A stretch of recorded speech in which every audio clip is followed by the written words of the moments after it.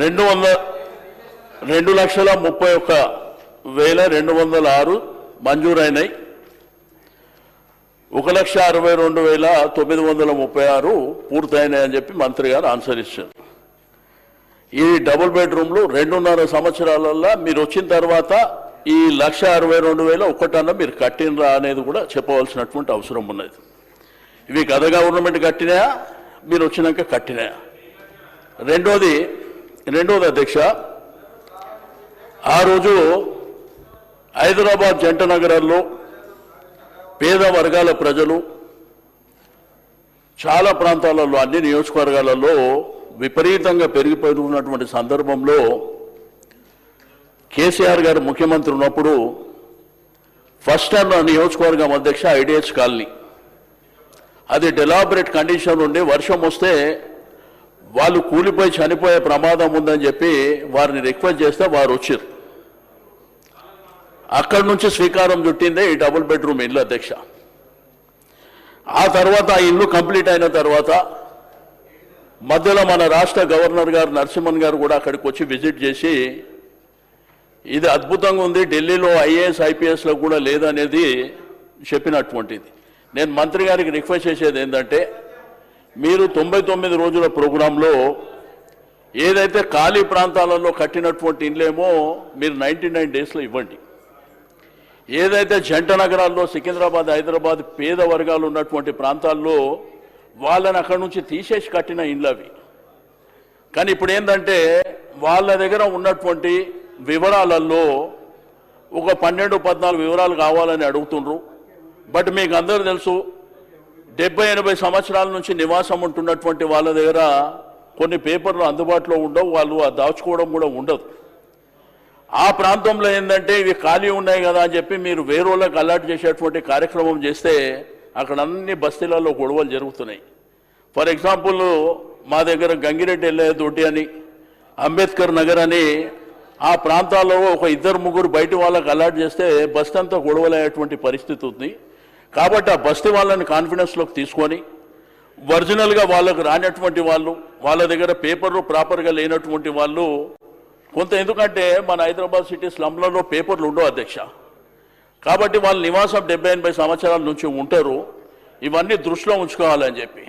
కానీ మేము ఒక్క డబుల్ బెడ్రూమ్ ఇల్లు కట్టలేదని చెప్పి ఎలక్షన్ల ముందు చెప్పారు. ఇప్పుడు మా ఉప ముఖ్యమంత్రి గారు మా బట్టన్నని తీసుకొని నేనే చాలా ప్రాంతాలలో డబుల్ బెడ్ ఇండ్ల కోసం మరి విజిట్ చేసి అక్కడ కట్టినవి కూడా చూపించినటువంటిది. కాబట్టి నేనేమంటున్నా, గవర్నమెంట్ అనేది రొటీన్ ప్రాసెస్.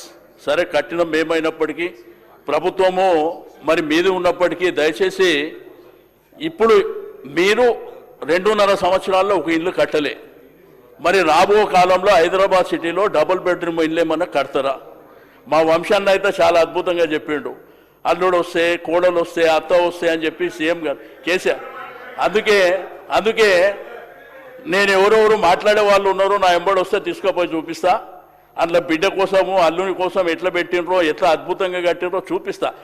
చూడకుండా మాట్లాడడం రెండోది అధ్యక్ష, ఇదంతా పారదర్శకంగా ఉండాలని చెప్పి ఆ రోజు ఇక్కడ రంగారెడ్డి కలెక్టరేట్లో అందరు శాసనసభ్యులు ప్రతిపక్షాలకు అందరు సమక్షంలోనే డ్రాలు తీసి 1,00,000 డబుల్ బెడ్రూమ్ ఇల్లు కట్టాలనేటువంటి మా ఆలోచనకు 68,000 ఇండ్లు మేము కంప్లీట్ చేసి డ్రాలో మరి పారదర్శకంగా ఇచ్చినాం.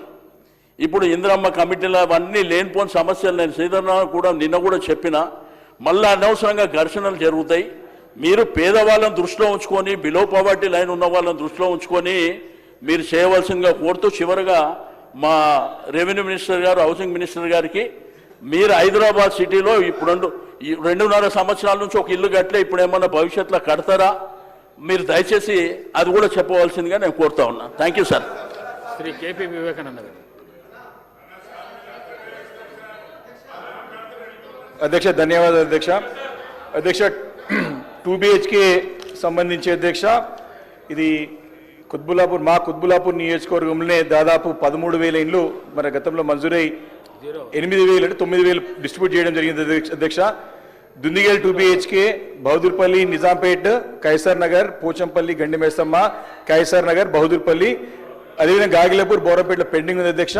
నేను మీ ద్వారా మంత్రి గారిని అంటే ఈ యొక్క సమస్య మీ వారి దృష్టికి తీసుకురావాలి కాబట్టి అధ్యక్ష, ఈ యొక్క అన్ని హైరైజ్ ఉన్న అపార్ట్మెంట్స్ కాబట్టి అక్కడ వాళ్ళకి మెయింటెనెన్స్కి ప్రాబ్లం అవుతుంది కాబట్టి కిందంతా కూడా కమర్షియల్గా షట్టర్స్ కట్టించి వాటిని ఆక్షన్ చేసి ఆ వచ్చినటువంటి లీజ్ ఆ ఒక డబ్బులతోని ఆ లిఫ్ట్ మెయింటెనెన్స్ కానివ్వండి, ఎస్టీపీ మెయింటెనెన్స్ కానివ్వండి, ఎలక్ట్రిసిటీ బిల్స్ కానివ్వండి, ఇట్లా కామన్ ఎమ్యూనిటీకి సంబంధించినటువంటి మెయింటెనెన్స్ గురించి ఆ కమర్షియల్ ప్రాపర్టీస్ని అన్ని కూడా షట్టర్స్ కట్టడం జరిగింది అధ్యక్ష.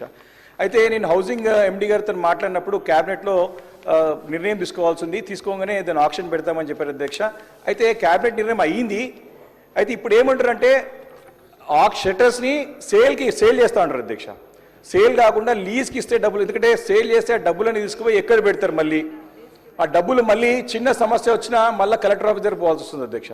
లోకల్ మున్సిపాలిటీలేమో మాకు సంబంధం లేదు, మీరు హౌసింగ్ వాళ్ళు చూసుకోవాలని వాళ్ళు చెప్తారు అధ్యక్ష. అక్కడ ఏమైపోయిందంటే లోకల్ మున్సిపాలిటీకి హ్యాండ్ ఓవర్ చేస్తే మాకు మీ మెయింటెనెన్స్ మాకు సంబంధం లేదు, మీరు హౌసింగ్ మాట్లాడుకోవాలి, కలెక్టర్ గారి దగ్గర మాట్లాడాలని చెప్తుంటే ఈ యొక్క కన్ఫ్యూజన్ ఉన్నది.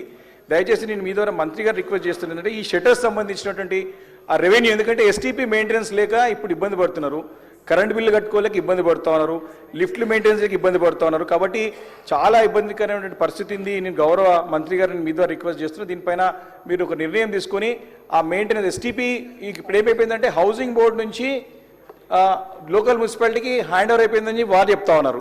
మున్సిపాలిటీ ఎవరేమో ఈ పెద్ద మెయింటెనెన్స్ మీ మేడే చేస్తామని చెప్పేసి వాళ్ళు చేయలేకపోతున్నారు. కాబట్టి మీరు స్ట్రిక్ట్గా మున్సిపల్ ఎంఏయుడి అంటే మున్సిపల్ అడ్మినిస్ట్రేషన్ డిపార్ట్మెంట్ ఇక్కడ కార్పొరేషన్కి వచ్చేసింది కాబట్టి కమిషనర్ గారికి కానివ్వండి ఎవరికి హ్యాండ్ ఓవర్ చేసి దాని పూర్తి బాధ్యతలు అప్పచెప్పినట్టయితే, ఎందుకంటే అక్కడ ప్రజలు చాలా దూరం ప్రయాణించాల్సి వస్తున్నది కాబట్టి ఆ ఇబ్బంది ఉంది కాబట్టి దాన్ని దయచేసి మీరు చేయాల్సింది కోరుతున్నారు. రెండోది అధ్యక్ష, 10% ఇవన్నీ ఏంటంటే 13,000 ఇండ్లు కట్టినారంటే కుత్బుల్లాపూర్ అంటే ప్రతి నియోజకవర్గానికి 4,000 చొప్పున 5,000 చొప్పున ఇండ్లు ఇచ్చారు అధ్యక్ష. కాబట్టి సికింద్రాబాద్ నుంచి, మేడ్చల్ నుంచి, వివిధ నియోజకవర్గాల నుంచి ఇక్కడ అర్బనైజ్ ఉన్నటువంటి ప్లేస్ లేని ప్రాంతాలు సికింద్రాబాదు, సనత్ నగర్, కంటోన్మెంట్ నియోజకవర్గ ప్రజలు, అటు కుకట్పల్లి, షేలింగ్ చాలా మంది మా దగ్గరకు వచ్చినారు. అయితే స్థానికంగా ఉన్న ప్రజల రోజు ఇబ్బంది పడ్డారు.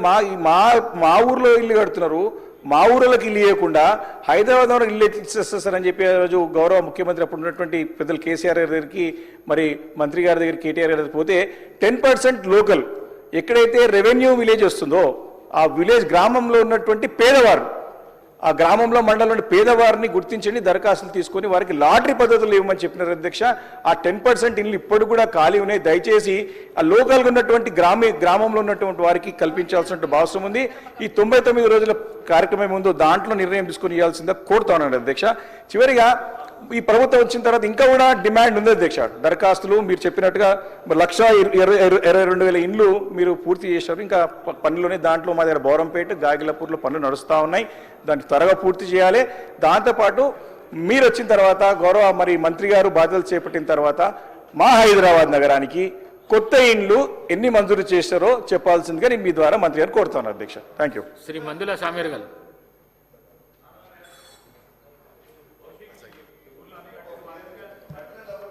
ధన్యవాదాలు అధ్యక్ష.